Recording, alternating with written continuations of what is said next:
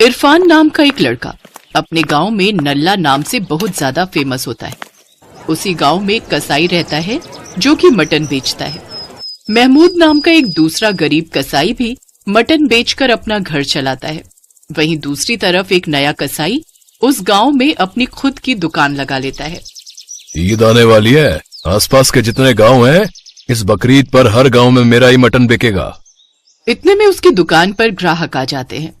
अरे तुम यहाँ नए नए आए हो क्या? हाँ, मैं पड़ोस के गांव में रहता हूँ। कितने रुपए किलो दिया भाईजान? बस 200 रुपए किलो।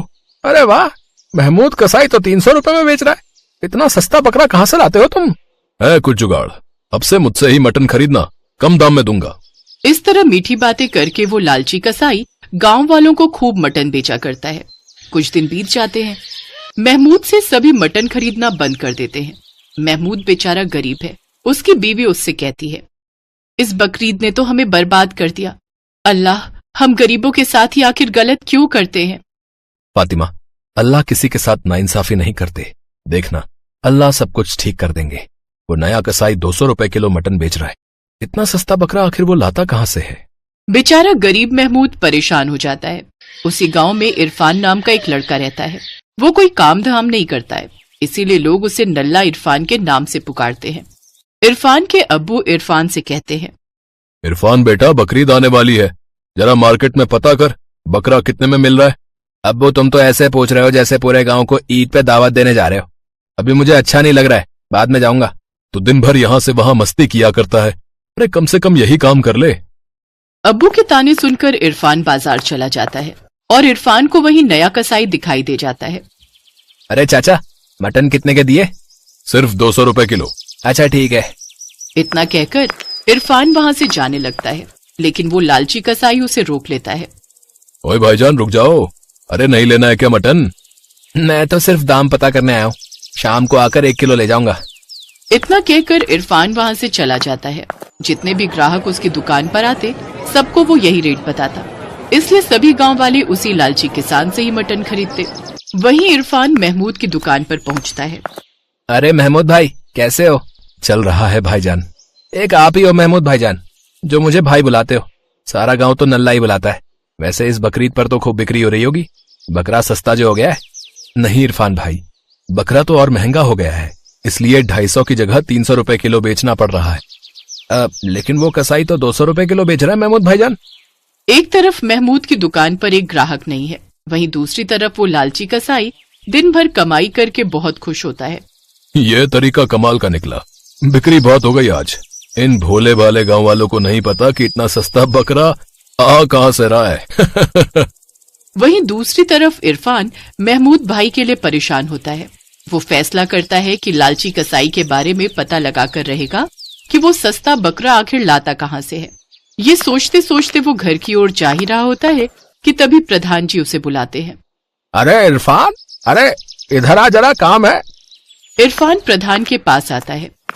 ये लो पैसे, 20 किलो मटन लाकर मेरे घर पर रखवा देना। और हाँ, अपने गांव में वो नया कसाई आया है ना, उसी से मटन लेना। वो कम दामों में मटन बेच रहा है। इरफान भागकर उस कसाई के पास जाता है। चाचा, जल्दी से 20 किलो मटन लदवा दो। ये लो पैसे। अभी अचानक 20 किलो मटन तो है नहीं, तुम तो जानते हो 2 घंटे में ही सारा मटन बिक जाता है। नहीं होगा, प्रधान जी ने कहा था। खैर, मैं महमूद की दुकान से ले लूंगा। अरे रुको रुको, मैं कल सुबह जल्दी आकर प्रधान जी के घर मटन दे जाऊंगा, एकदम 6 बजे से पहले। ठीक है ठीक है, प्रधान जी के घर जाने की कोई जरूरत नहीं है। कल सुबह 6 बजे ही मुझे मटन चाहिए। मिल पाएगा? हाँ हाँ, मिल जाएगा। 20 किलो मटन बेचने का लालच उस कसाई के अंदर आ जाता है, इसलिए उसी वक्त वो अपनी दुकान बंद करके चला जाता है। तभी वहां से महमूद गुजरता है। अरे इरफान, अरे कम से कम तू तो मेरी दुकान से मटन खरीद लेता, मेरी भी बकरीद बन जाती। अरे महमूद भाईजान, कैसी बातें कर रहे हैं आप? दरअसल प्रधान जी ने 20 किलो मटन मंगाया है और इसी कसाई से लेने को बोला है, क्योंकि ये 100 रुपए सस्ता दे रहा है। तो लिया क्यों नहीं? उस कसाई का सारा मटन बिक चुका था, इसलिए अब कल देगा।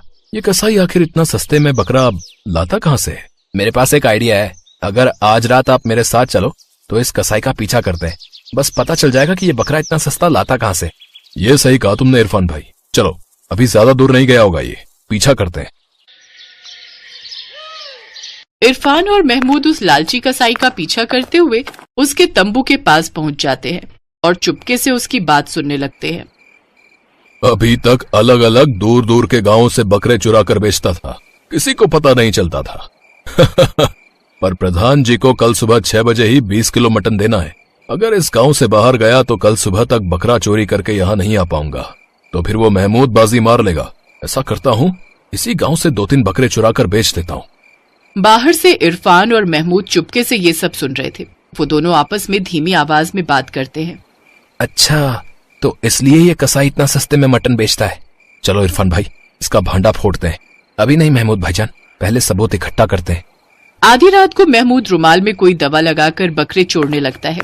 इरफान और महमूद उसका पीछा करते हैं। अच्छा है, 4 बकरे एक साथ मिल गए। कसाई वो रुमाल सुंघाकर बकरों को बेहोश कर देता है और उन्हें खोलकर वहां से जाने लगता है। बकरी चोरी करते इरफान उसका वीडियो बना लेता है और अगले दिन सभी गांव वालों और प्रधान जी को वो वीडियो दिखा देता है। इस लालची चोर को पुलिस के हवाले कर दो, चोरी करके सस्ते में मटन बेचता है, इसे सजा मिलनी ही चाहिए। महमूद, तुम 20 किलो मटन मेरे घर पहुंचा दो। और इरफान, तुमने बहुत अच्छा काम किया है भाई, आज से कोई तुम्हें नल्ला नहीं बुलाएगा, ये मेरी गारंटी है। तो इस तरह बकरीद के एक दिन पहले उस लालची कसाई की सच्चाई सबके सामने आ जाती है और उसे सजा मिलती है। गांव के सभी लोग महमूद से ही मटन खरीदते हैं। उसका धंधा अब पहले से कई गुना बढ़ जाता है और वो खुशी खुशी रहने लगता है।